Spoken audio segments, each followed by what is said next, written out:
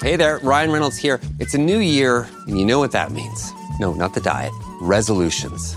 A way for us all to try and do a little bit better than we did last year. And my resolution, unlike big wireless, is to not be a raging and raise the price of wireless on you every chance I get. Give it a try at mintmobile.com/switch. $45 upfront payment required, equivalent to $15 per month. New customers on first 3-month plan only. Taxes and fees extra. Speed slower above 40 gigabytes on unlimited. See mintmobile.com for details. Welcome back to Looking at Lucasfilm with Brian Gaughan, the podcast with a different perspective on the world of Star Wars, Indiana Jones, and all of the other entities that George Lucas, Kathleen Kennedy, Dave Filoni, and Jon Favreau, as well as the rest of the team of Lucasfilm, have dreamed up over the past 54 years, not 43 years.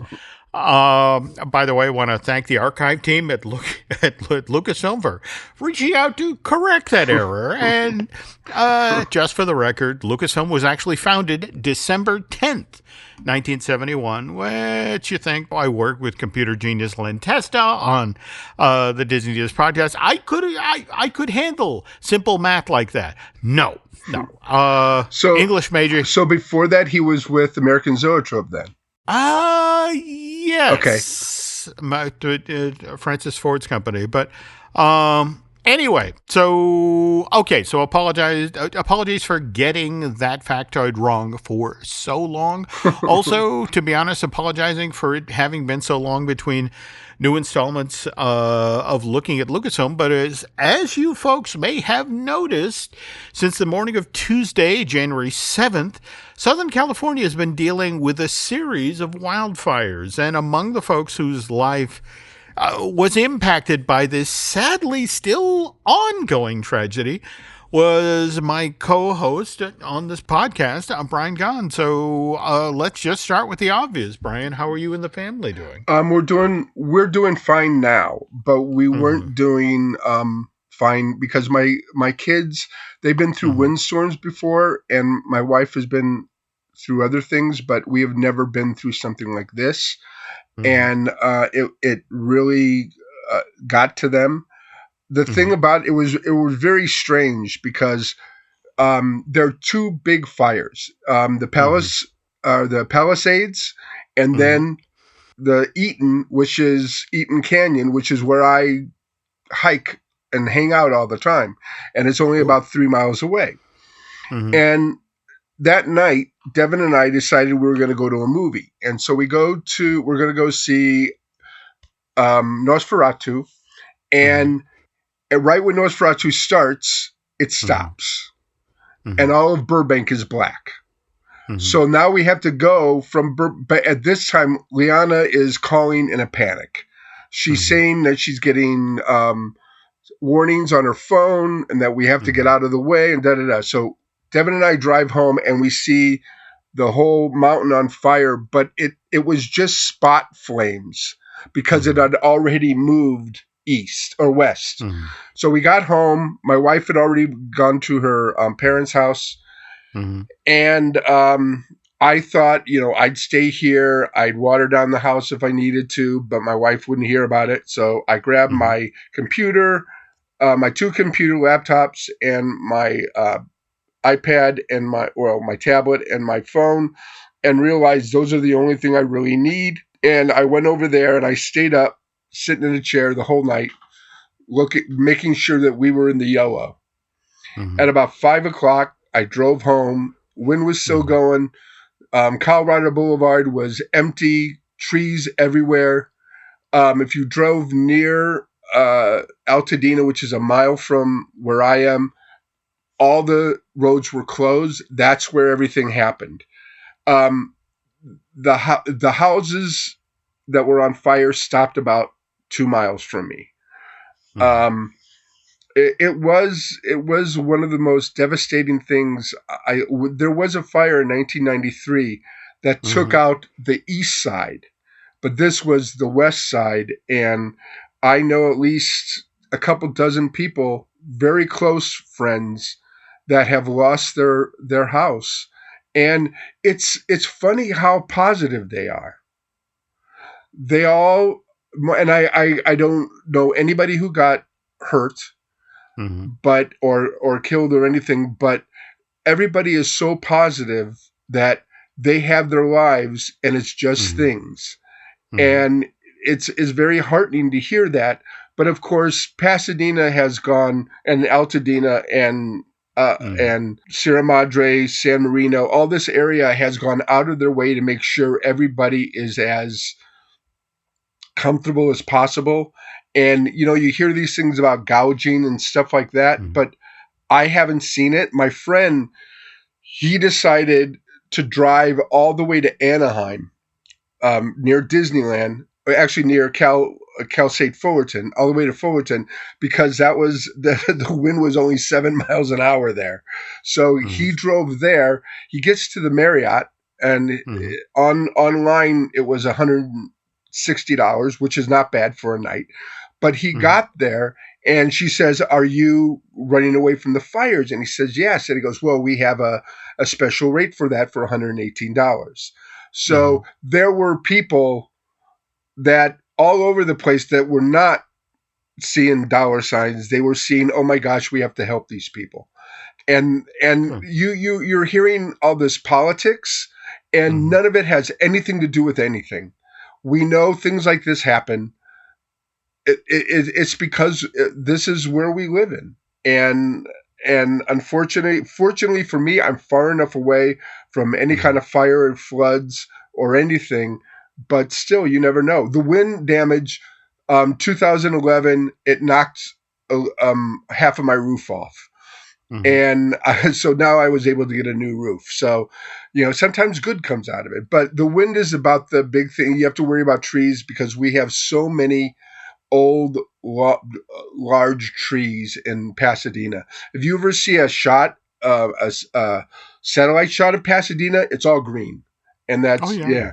So, well, I guess the thing that's kind of ironic about, again, we're on the Looking at Lucasfilm, podcast right now, is that, to be honest, back east, this wildfire came on a lot of people's radar because of Mark Hamill. Right. That 73-year-old posted on Instagram Tuesday night, January 7th, 7 p.m., that he was evacuating Malibu, and that it was so last minute that this is what he posted on Instagram. There were small fires on both sides of the road as we approached the Pacific Coast Highway. And then by 8:15 that evening, Hamill once again is on Instagram posting that he and his wife and the family dog have all made it safely to his daughter Chelsea's place in Hollywood.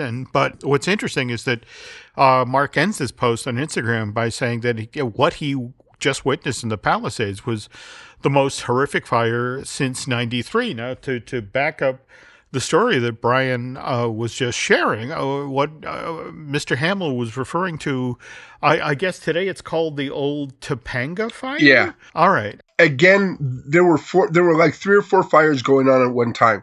Old Topanga was the worst, and there was the station fire. Oh, that could have been in 2011. And then my fire was called the Kanoa fire. So the weirdest things about these things is they always start when there's a wind. Yeah. Or not always, but most of the time, because there are people out there. This, they say, could have been started by power lines, but they'll figure it out. But still, there are people who decided that they were going to start fires, and that's the worst part of it. Now, typically, when did the Santa Anas end?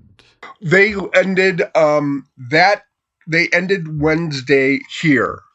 And then they kept on saying, we're going to start up again, we're going to start up again, we're going to start up again, and they haven't. Now they're supposed to start Monday. Monday they're supposed to start again. I don't know if they're going to start around here. We should be okay because we're like 60% contained, but the Palisades, that can still start up again. Yeah, and it's worth noting here, folks, like for example, the old Topanga fire from '93. Yeah. Ran 8 days and consumed 18,000 acres and leveled 359 homes, whereas the Palisades fire. And I want to stress here, Brian and I are recording this on Saturday, January 18th. As of Friday night, January 17th, more than 23,000 acres had burned, and more than 5,000 structures, that's homes and businesses in the areas, have been destroyed. And what's especially concerning, as Brian and I start to record this, is the Palisades is still only 31% contained. Right. Now, that said... Did you hear Josh Gad was in the middle of it too? Did you see his? And he was on, Colbert, and he was talking about it. I think it was Colbert. Maybe it was Jimmy Kimmel. But he was talking about it. But he was close, but he was safe too.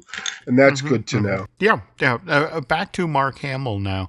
It took 5 days, in fact, till January 11th, to find out the fate of his home. But he posted on Instagram for all those concerned if our house survived the fire. Amazingly enough, it did. My heart goes out to everyone who weren't as fortunate, not only in my neighborhood, but all of Los Angeles. And together we will get through this. And so, echoing Mr. Hamill's statements, Brian and my hearts go out to all of those who were impacted. And we're especially grateful to all of the brave firefighters and first responders who are about to begin their second full week of battling this blaze and just want to get on the other side of all this so the healing and the rebuilding can begin. And if you're in a position to help folks, I just want to stress there is always the American Red Cross. But again, if you're out west, still in the middle of all this, or even on the periphery, my daughter Alice, who lives down in Long Beach, which is, by the way, well aware from the wildfires, has been telling me even where she lives, they've been dealing with ash falling down out of the sky and miserable air quality, which, given my daughter suffers from asthma, is a serious thing. So she's holed up in the house for the better part of a week now and not going outside. And Brian, you have your own interesting story about dealing with the air quality, and that's why you're wearing like 3 layers of clothes, right? Right, 3 layers of clothes. I'm using a N95 mask, and also my wife and kids were very upset about the air quality in the house, which I told them not to worry about it. But of course, my son opened his window, and then he gets worried easily. And so he was worried that all the arsenic and asbestos came into his room. But I got a brand new filter for our air conditioner and ran the air conditioner. And then I realized that I have a HVAC system. So I have heating also. So I could have read the heater because we had it down to about 40 degrees inside the house. And because we just wanted to circle out the bad stuff. But we were pretty good. But it's just, if you've never been through these things, like my kids, they get, and then of course they read things online, which are good. That's both a blessing and a curse. So all right. Anyway, folks, if you're out there in the middle of this, you probably need a distraction, which Brian and I will now try to provide. There's obviously been some Star Wars related news breaking over the past few weeks. But first, I want to ask, how was your holidays? How was your Christmas and New Year's? The gift that kept on giving was actually influenza A. Oh no! So we had we were supposed to have a family party with Kathy, or my sister-in-law Kathy, the weekend before Christmas, but her grandchildren got felled by, her daughters got COVID and the grandkids got strep. So we canceled that party. And then we did have the Hill family party, and at my soon-to-be 93-year-old mom's house. Wow. And, there were 30 of us crammed in there, and the very next day, I want to say 6 of us had come down with influenza A. No. And which just hung on for a full 2 weeks. We only just this past weekend or thereabouts finally got to see Kathy and have, I guess at that point it was Christmas 3.0 But again, yes, I left a trail of damp Kleenex throughout New England, but it's nothing compared to what people out west have been dealing with. Right. Yeah. Yeah, supposedly the norovirus is starting up in Pasadena because of these fires. So. Because again, they haven't gone through enough at this No, point. exactly. So we're a week out from the plague of frogs, folks. So well, I just want to say I got one of the best Christmas presents I have ever gotten. My kids got me the Lego Jaws set. Oh, it's okay. It's the boat. It's the orca with the shark eating Quint. Oh, well, there you go. All right. And that's exactly what you want to be doing during the Palisades fire. A billion piece thing to distract. Yeah, I was able to, enjoy it. So, but yeah, and the New Year's was great too. I always watch New Year's on the East Coast, and then at 9:00 I go to bed. So. Okay, well, that's the thing. Nathan and I pretty much did the same thing. But at this point in my life, again, I'm a 65, soon to be 66-year-old man. Yeah. Watching the entertainment coming out of Times Square. I mean, I know. It becomes this Mobius strip of who is that? I have no idea who that is. I have no idea what song they're doing. Who is that? I have no idea. And I have no idea what song. So, all right.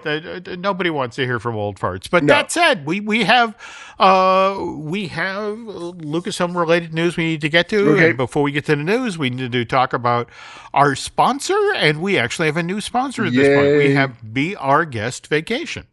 And are you planning an excursion to Batu or Black Spire Outpost anytime soon? If so, Be Our Guest Vacation, a platinum-level earmarked travel agency, has been recognized by Disney as one of the very best in the galaxy.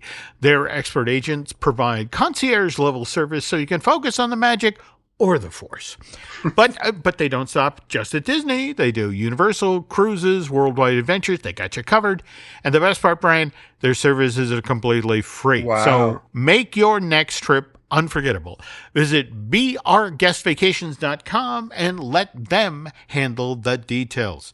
Okay, so I know we've talked a lot about the wildfires in California, and so we've gotten things off to kind of a sad, emotional start. And I honestly hate to continue that trend, but Brian pointed out earlier today when we were pulling together the show that we lost writer-director David Lynch this past Wednesday, January 15th, at the age of 78.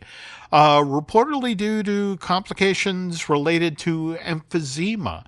Yeah, he was a big smoker. Okay. But if you're an old person like myself or Brian, you remember that, there was just no escaping the movies of David Lynch back in the 70s and the 80s. There was, of course, the one that kind of put him on the map, Eraserhead in 77. Then there was Elephant Man in 1980, which, by the way, Lynch was actually nominated for the Best Director Academy Award that year for his work on Elephant Man. And then there was Dino De Laurentiis' version of Dune in 84. Yeah, it's funny that you said Dino's version of it. Yeah.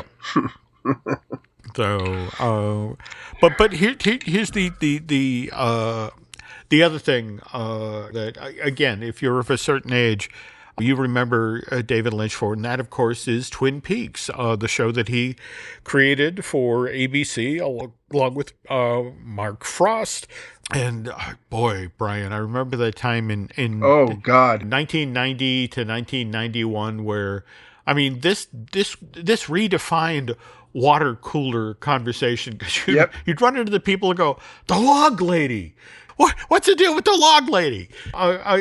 There were so many aspects of that show where just from week to week, it was like, I don't know what to make of this at all, but I cannot stop watching. I would record everyone, and then I would look at it like the Zapruder film. Oh, yeah. And I would study things, and I would mark things down. And I have notes. I have a whole book full of notes that I made when I went through it. And I got to see the premiere at the Paley Fest. Oh, no. And I saw a different ending. I saw the European ending, because what they did is they made it one movie. Mm-hmm.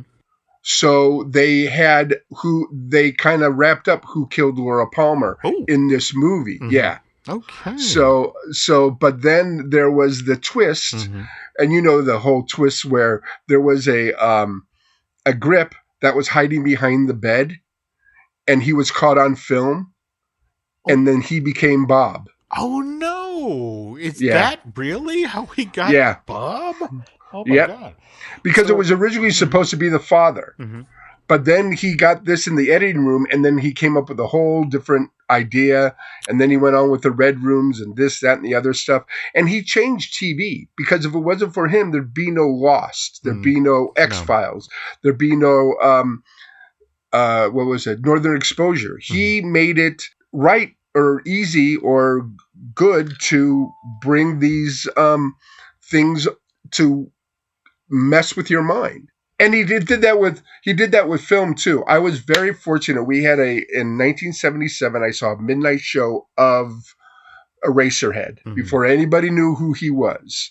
And I sat through I was 17 years old, and I drove up from Newport Beach at midnight. My parents let me go, and I watched this movie, and my mind was blown. I'd never seen anything like it before in my life. Wow. And then I wanted my son to get the same kind of feeling I did. So when he was 13, 14, I showed it to him.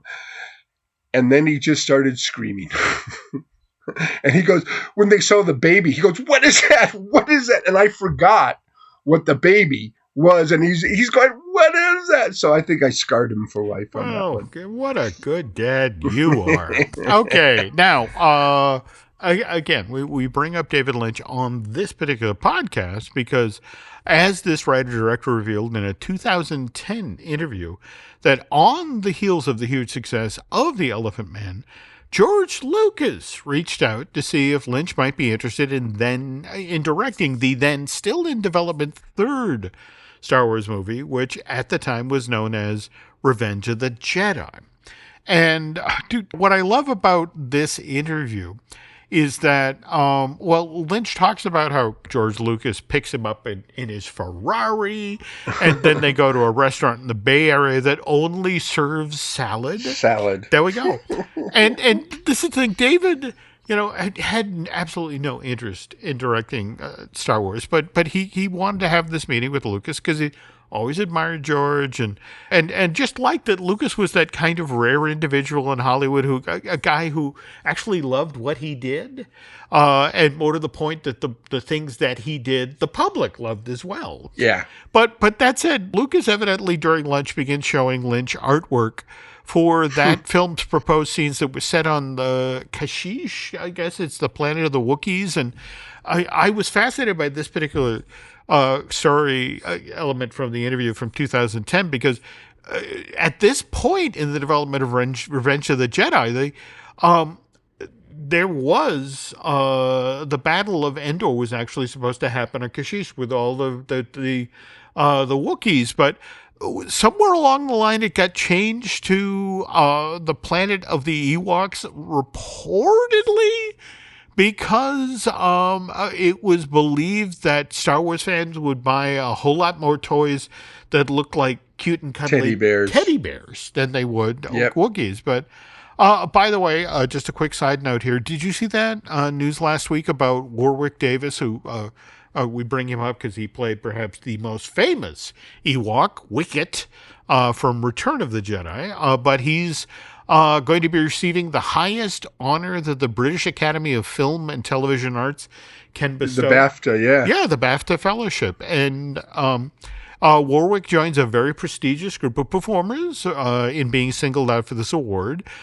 Previous recipients include Alfred Hitchcock, Stanley Kubrick, one Steven Spielberg, not to mention Sean Connery, Sir Laurence Olivier, Anthony Hopkins, and also Martin Scorsese. So that's a pretty high-powered array of filmmakers and actors. And anyway, back to filmmakers, and again, back to George Lucas's lunch with David Lynch as he's trying to recruit the director of Elephant Man to come helm the third Star Wars movie. And,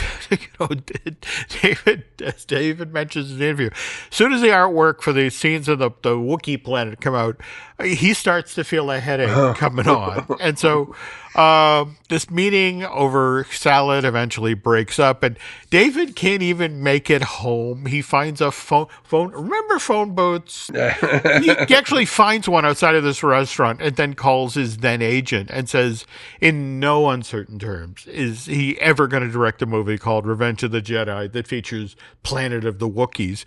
And evidently his agent responds is, okay. But you do know how many millions of dollars you are now turning your back on.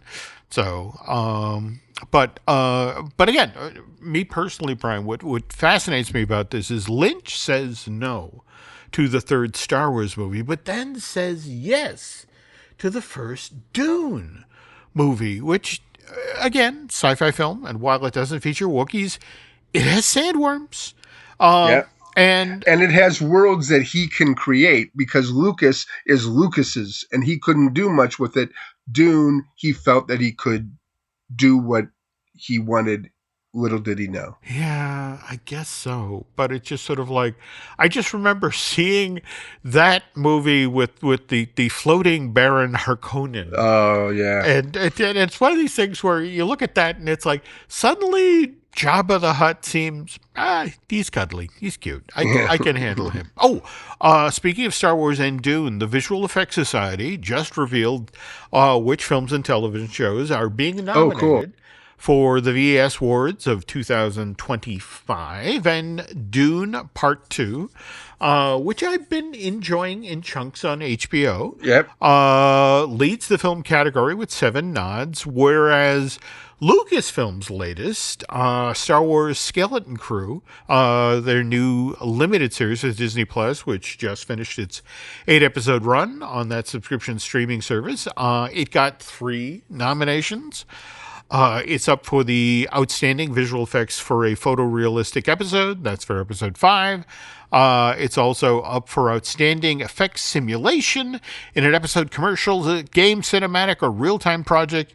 And that is for the sequence in Episode 1 where the ship effectively flies out of the hillside that it's buried in.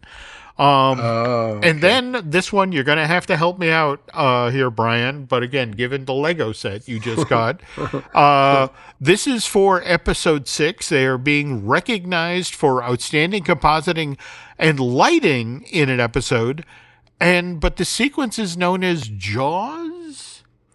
So what is that? Yeah, that isn't that when the mama crab is going after the kids, and that could be. They did it. Mm-hmm. They did it practical. Mm-hmm. Phil Tippett did the stop action, but they put it on the void for the kids. So they acted to the kids. The kids acted to this as a large thing. I did not know that. Yeah. Now I got to go back and watch that. Speaking of Skeleton Crew, we'll be talking further about this limited series on second half of today's show. But that said, it is also worth noting we have a bit of a wait till the next Star Wars related thing shows up on Disney Plus, and that's season 2 of Andor, which I don't know if you saw, but that subscription streaming services let us know that starts up on April 22nd. Though, if you're willing to spring for a ticket to Chiba, the Star Wars Celebration, which is this year being held in Japan at the Makuhara Messe Center in Chiba, that gets underway April 18th through the 20th. So a full 2 days before Andor Season 2 shows up on Disney+. And evidently the smart money is that event attendees are going to actually get an early look at Episode 1 and 2 of Star Wars Andor, which, the way it's been explained to me, Cool. This series will eventually link right up with the beginning of Rogue One, a Star Wars story from December of 2016, which some might argue is the best of the Star Wars films to be produced since Disney acquired Lucasfilm back in December of 2012. Discussion for another day. Well, I've been holding off to see it because I want to see it right when the series ends. So okay. That should be cool. Okay. Well, all right. Tell you what, folks. We have a bit more news and a look back at Star Wars Skeleton Crew. But first, we got this. This episode is brought to you by Companion. Iris and Josh seem like the perfect match, but when a weekend getaway turns into a nightmare, Iris realizes that things aren't as perfect as they appear. From the creators of Barbarian and the studio that brought you The Notebook comes a twisted tale of modern romance and the sweet satisfaction of revenge. Companion, only in theaters January 31st. Rated R, under 17, not admitted without parent.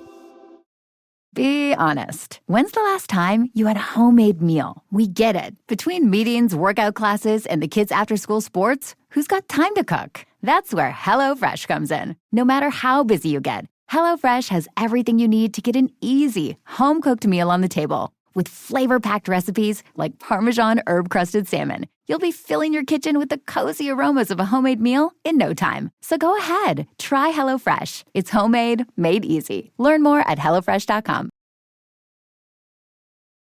And we're back. But before we get to the additional news, we had been touching briefly on the David Lynch version of Dune. And as it turns out, my co-host has a story about this movie.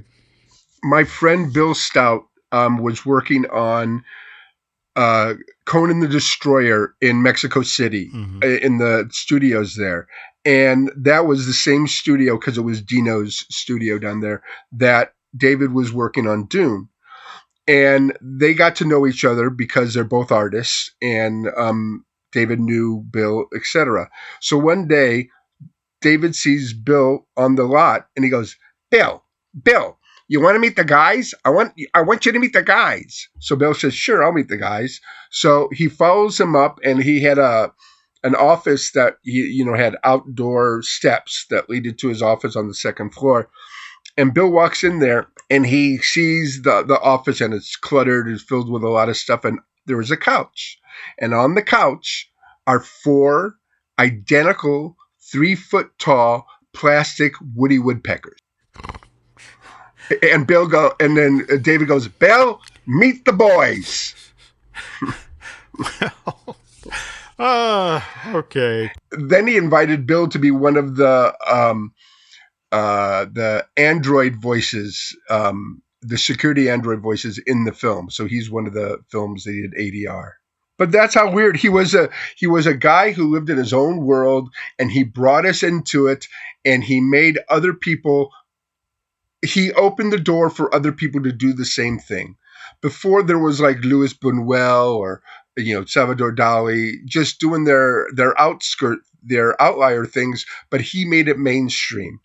And he didn't make enough films, but I've seen every single one of his films, and you always come out with the same question when you leave the film, and the question is, what the F was that about? But it was enjoyable, and you did watch it more than once, and it never made any sense. But I was always entertained. Okay. Now, speaking of filmmakers, James Mangold, who, Yeah. looking at Lucas listeners will likely recall as the writer-director of 2023's Indiana Jones and the Dial of Destiny, but who marvel us Disney fans, who, by the way, folks, that podcast is coming back in February, so keep an eye out, or an ear out for that.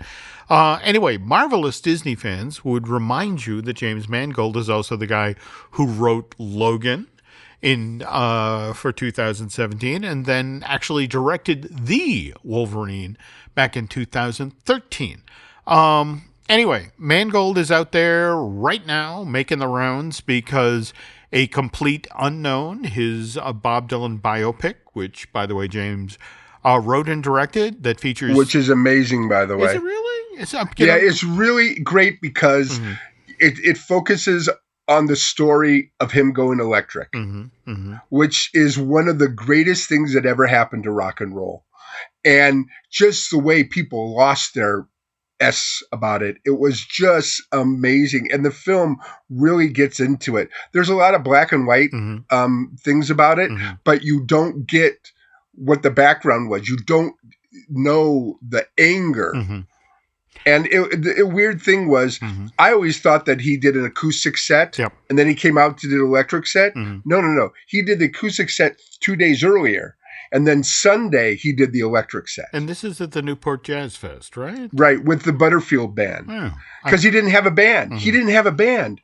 And the Butterfield Band was there, and he goes, "Will you play with me?" And then they did, and history was made. Okay. Well, again, this is Timothée Chalamet, who's playing the title role in this A Complete Unknown, this Bob Dylan biopic. And I hear he's amazing. I just, the thing is, I so enjoyed his work in Wonka. So it's like, love to see him in this. But anyway, A Complete Unknown is in the mix when it comes to award season. By the way, everyone's ballots were supposed to have been turned in this past Friday, January 17th, 5 p.m. Pacific time. And whoever wound up being nominated for the Academy Awards this will be officially announced Thursday of this week, January 23rd at 8:30 a.m. East Coast time. But anyway, as Mangold is out doing press for A Complete Unknown, he is, of course, asked about the next movie he's supposed to be making, which is, it's being called Star Wars Dawn of the Jedi, but I want to stress here, this is not the officially announced news. In fact, Lucasfilm hasn't even really announced a release date for this project yet. In fact, the only thing that we know absolutely positively that is coming film-wise, Star Wars from Lucasfilm, is the Mandalorian Grogu, which as of right now is slated to arrive in theaters May 22nd, 2026. But what's interesting about Star Wars Dawn of the Jedi is evidently the topic of this film literally is what the title, not official title, implies, that it will be set some 25,000 years before the events we saw in The Phantom Menace. And according to Mr. Mangold has been telling reporters that he's been chatting with, this will be a movie along the lines of the Ten Commandments.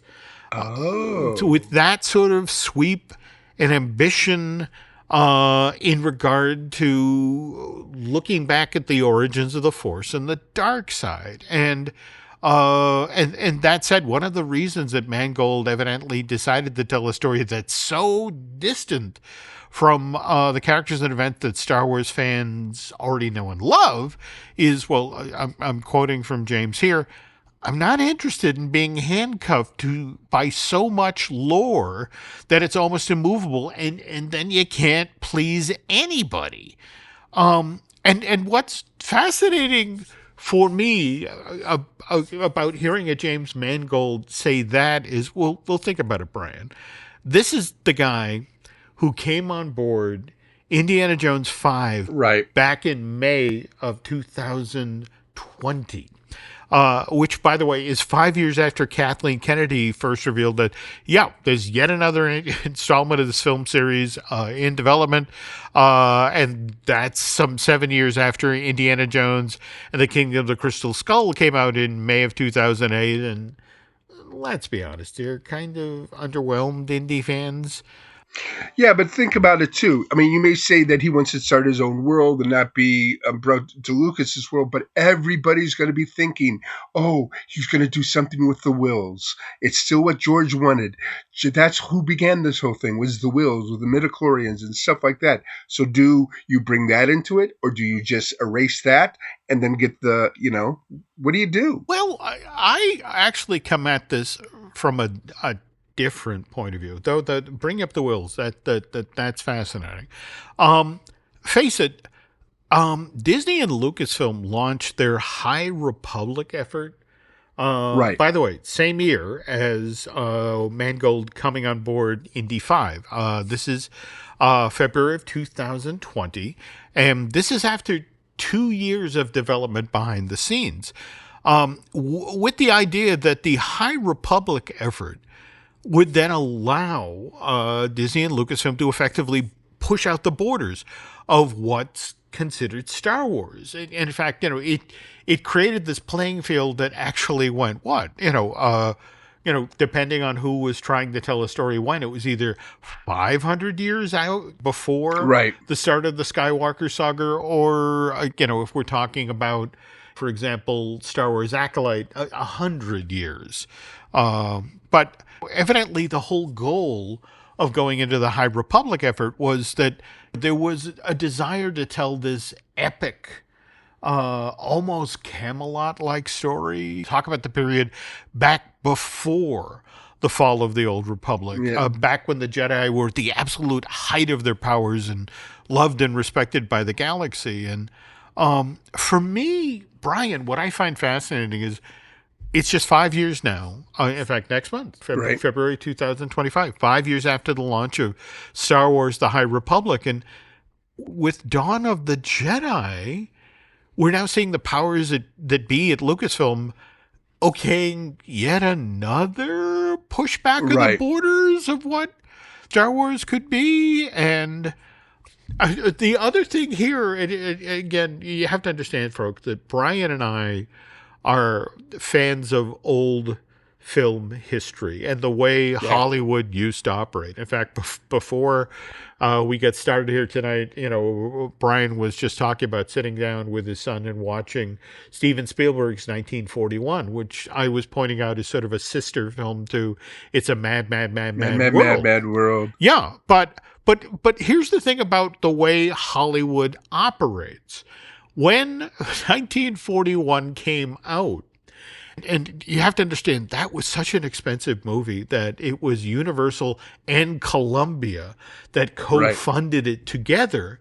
And when it did not recover its, what was it? At that point, it was the astronomical sum of $40 million that Steven Spielberg had spent on his film. And if we now jump ahead to Indiana Jones and the Dial of Destiny, which a production budget of $295 million.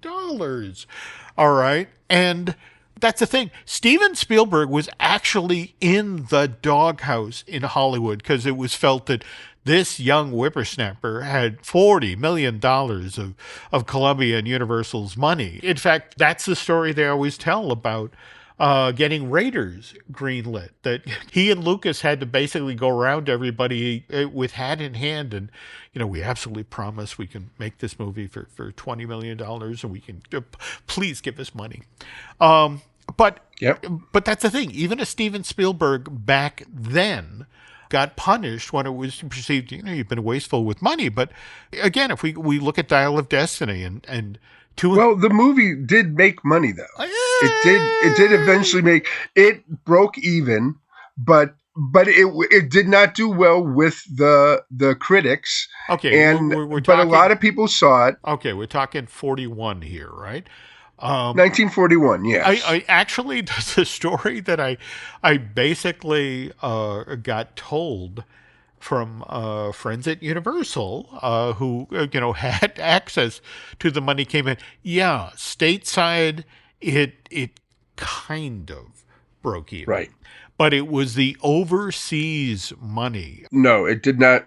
Comedies don't do well overseas. Well, but that's the thing. It did so well in Japan because it made America look ridiculous. And in fact, the one honorable Mifune, the sub-commander. Yeah, Toshio Mifune. Yeah, that he was the one honorable man in the entire film. And it did gangbusters. It turned a profit overseas. But anyway. Well, it did worldwide 92 million, and it did domestic 31 million, and 60 overseas. Okay, yeah. But again, you and I both know Hollywood. Right. Okay. So anyway, speaking of which, when you factor in that Disney reportedly spent $90 million to promote Dial of Destiny, only to have Indiana Jones 5 literally make $385 million, which is what Disney spent to make it, what Disney spent to promote it. And again, from what I was told by friends at the studio, they had to get 3 times what they spent on promotion and production for this to turn a profit. So Indy 5 very, very, very much still in the red. And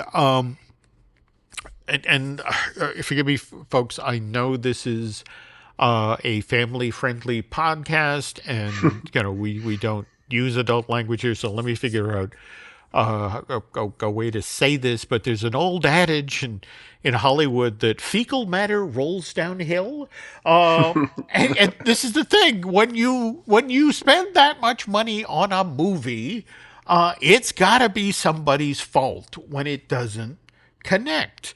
And what's interesting about this situation is, nobody's going to tell George Lucas or Steven Spielberg or Kathleen Kennedy or even Harrison Ford that it's their fault that Dial of Destiny underperformed at the box office. And in a normal, or if we're talking about Hollywood of the past, such as Mr. Spielberg with 1941, normal situation, James Mangold would have taken the fall in this situation. Right. But here's where it's fascinating, Brian. I've been told by friends at Disney it was actually a combination of COVID and the impact that streaming had on distribution that effectively gave James Mangold his get out of Hollywood movie jail card, get out of jail free. Because, executives at Disney Studios couldn't blame James for the fact that the world had shut down in March of 2020 because of the pandemic or because of masks and social distancing.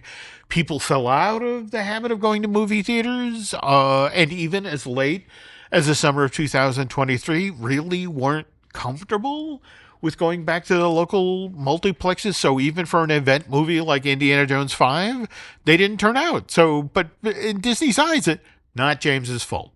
Lots of outside elements, but not his fault, which is why Mangold, again, seriously, right in the mix this award season with Complete Unknown.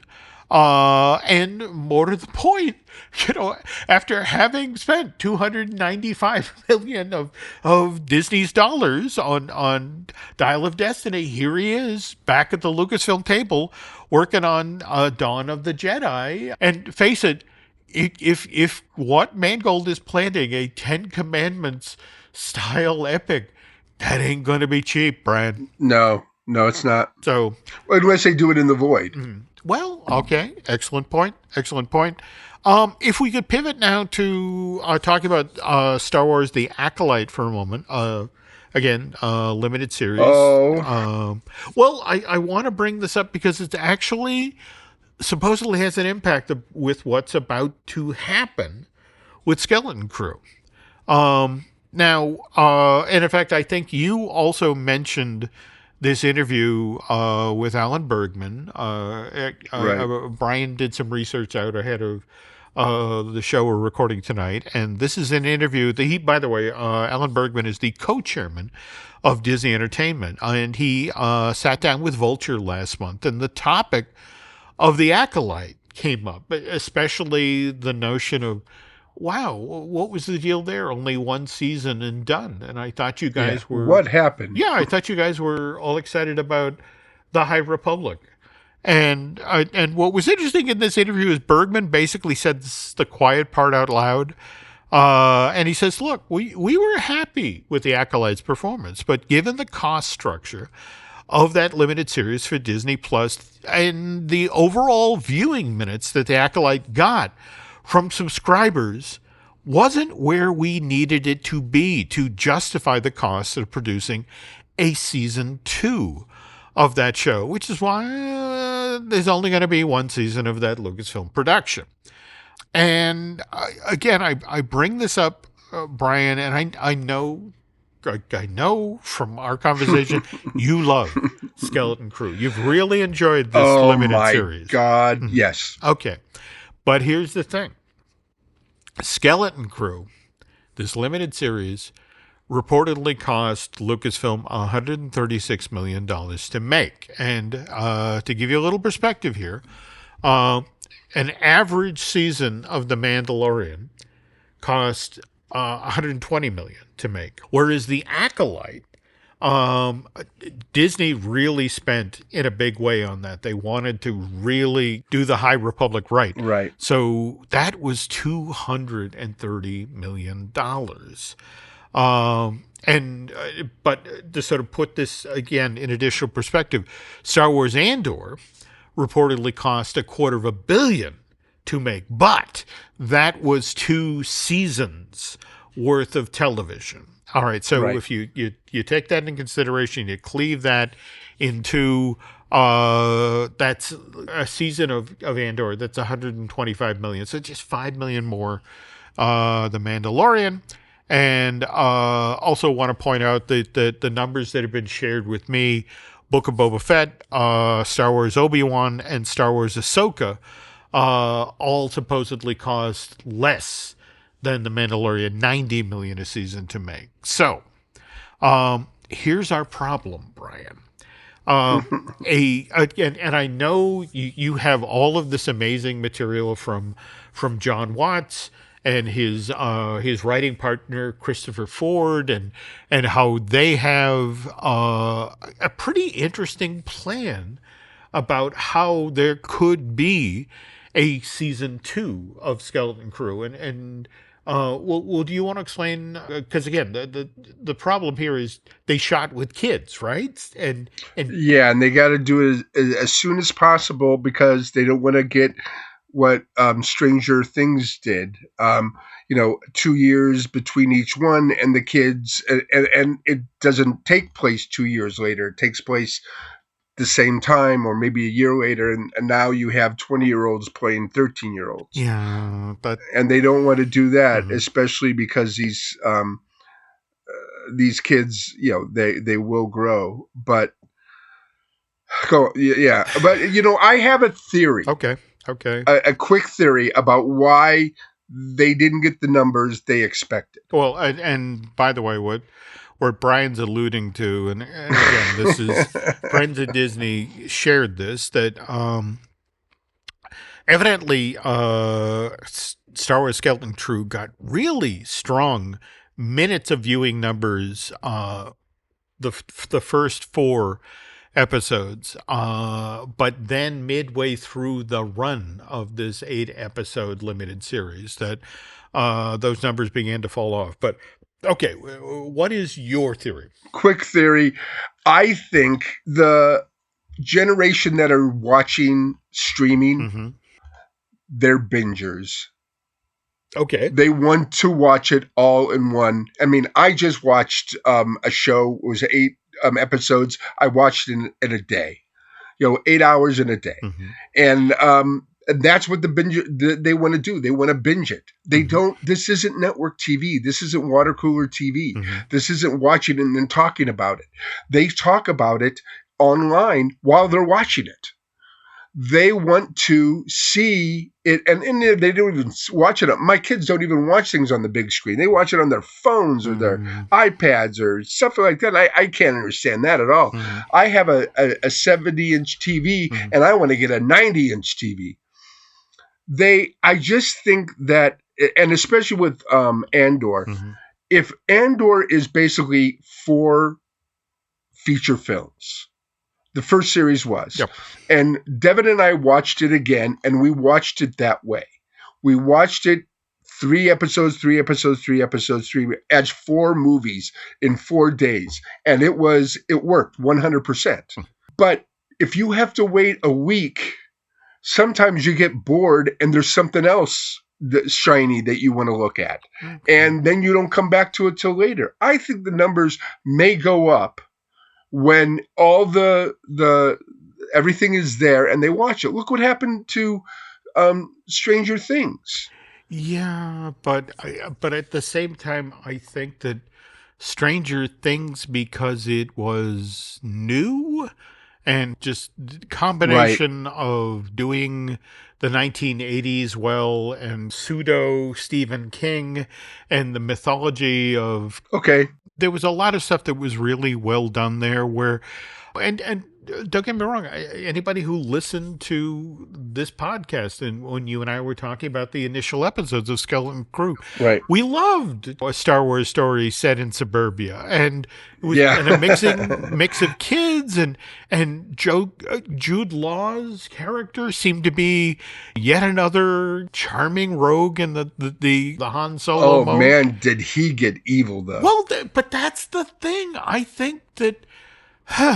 But you don't think he redeemed himself maybe a little bit? I don't. I hate to say this, but I think it was a miscalculation on their part to have the pirates come through the barrier and then start to blow up at Aden and I agree. Gather up residents, and that's it. It got really dark really fast. And that story element just overshadowed the whole Jude Law thing. I mean, don't get me wrong. There was that lovely speech that he gave up in the supervisor's office where he talked about how he had been taught, how he became, how he learned the Force from a Jedi that was just as ragged as he was, and who was then slaughtered. And how the universe is basically a dark place with little pinpricks of light, and it's just sort of like.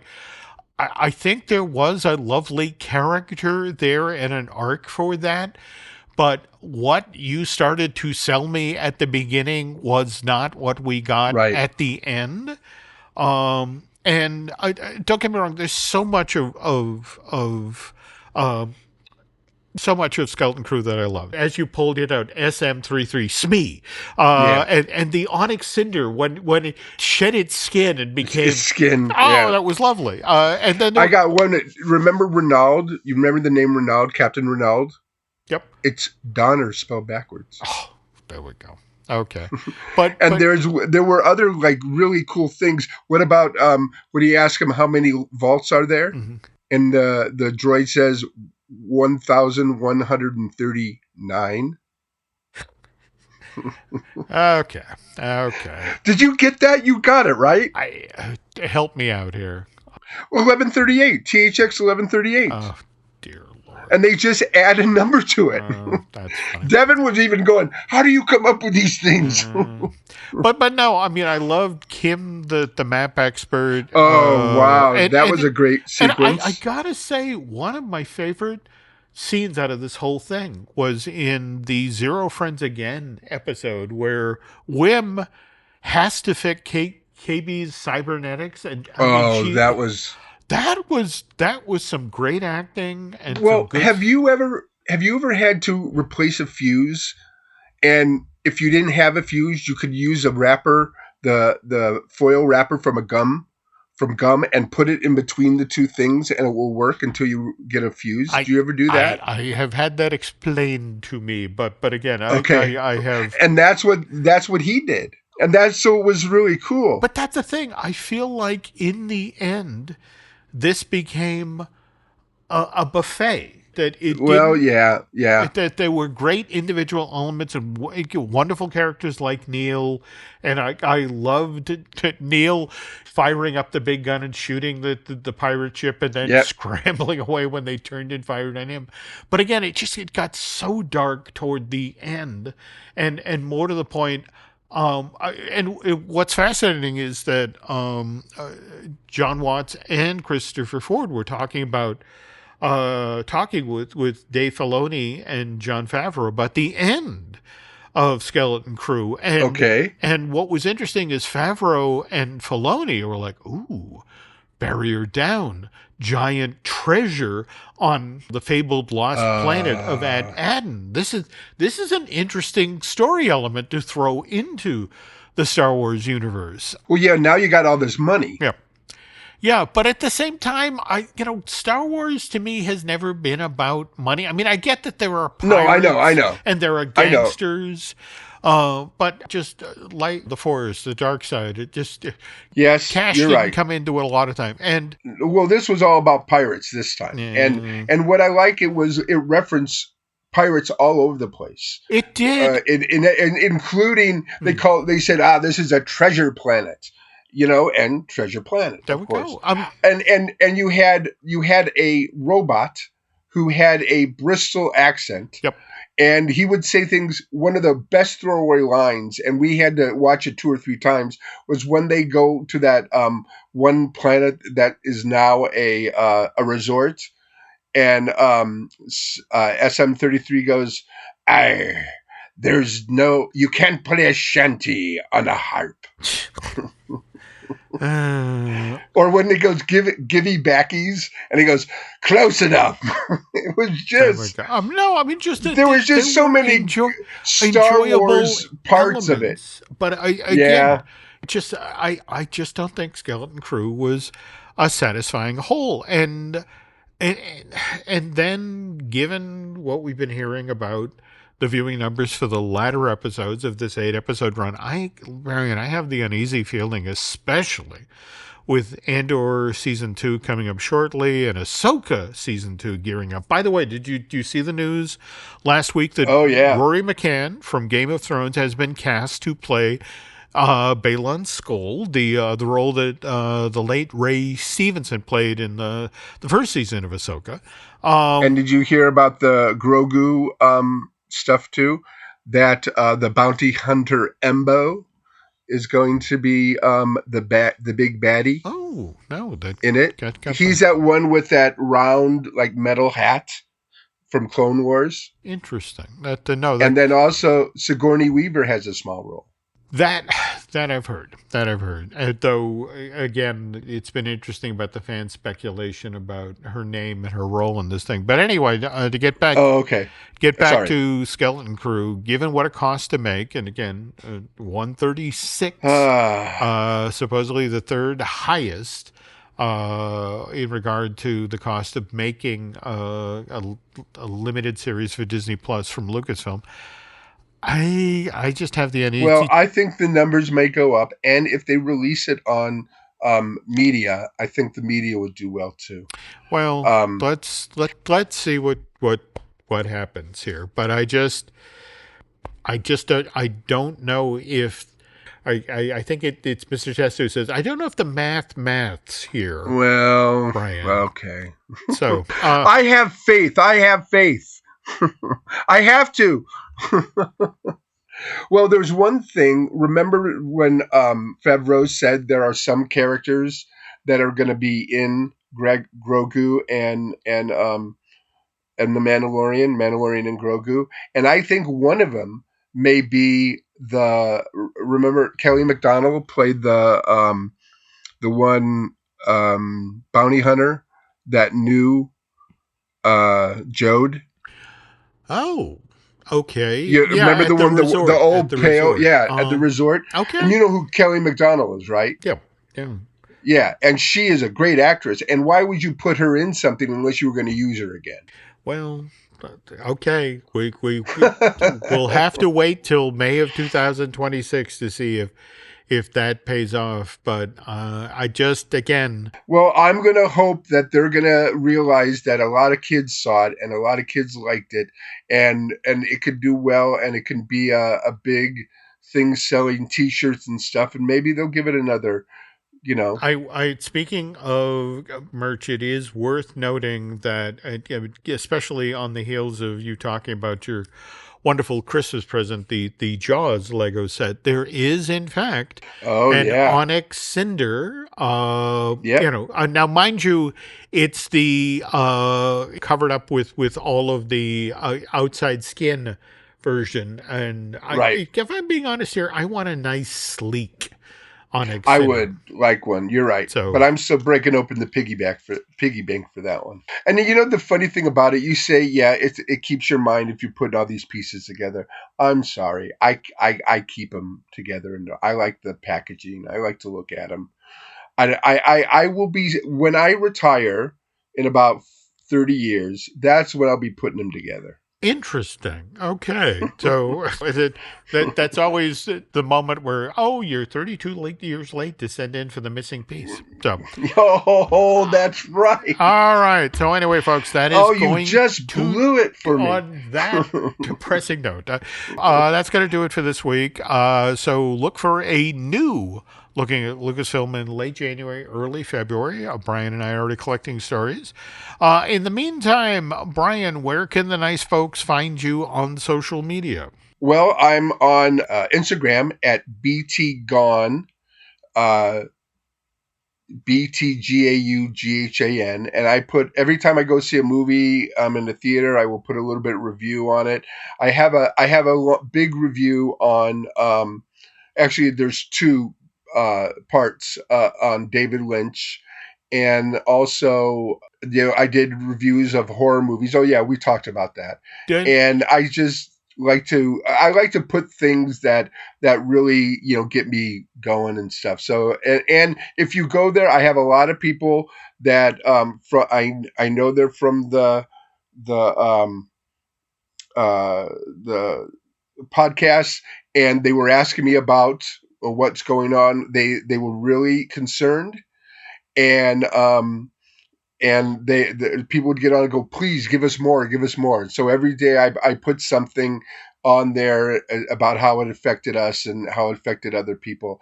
And I want to say that the community out there is terrific too. I mean, I know there's a lot of you that listen to this, and I appreciate it when you comment or you read my stuff, and and you're part of what we are. So very cool. And where can we find you? Let's see. You can find me on the site formerly known as Twitter, X, also on Instagram as Jim Hill Media, and on Facebook as Jim Hill Media News. Also want to remind you, we have some other podcasts here on Jim Hill Media we'd like you to check out. There's, of course, Disney Dish that I do with Len Testa. We have Fine Tuning, which I do with Drew Taylor, and that's our animation news podcast. Likewise, there is the Epic Universal podcast, which I do with Eric Hersey, who produces a lot of the shows here at Jim Hill Media. And then, of course, there is the Disney Merch podcast. I Want That Too, that I do with... Which basically turns into a history class. It's a great podcast. Well, we try. But that's with Eric's lovely bride, Lauren Hersey. And as I mentioned earlier in this week's show, we have Marvelous Disney coming back in February. Yeah. We'll have more information on that shortly. And also want to be sure to talk about Manufacturing the Magic, which is the theme park history podcast that we host here at Jim Hill Media. That is produced by Noah and Shelley Valladolid. And let's see, also want to remind you of our Patreon effort, Disney Unpacked. That is Len and my very first video series, and we produced that in collaboration with Jim Schul, who spent 30 years working at Disney Imagineering on some of your favorite attractions of the park. And we are, in fact, posting a new episode tomorrow. Oh, cool. About Stitch's Great Escape, and how building an attraction around Experiment 626 rather than the newly reformed version of Stitch that came at the end of that animated feature. Might have been a mistake, but anyway, beyond that, want to ask a favor, folks.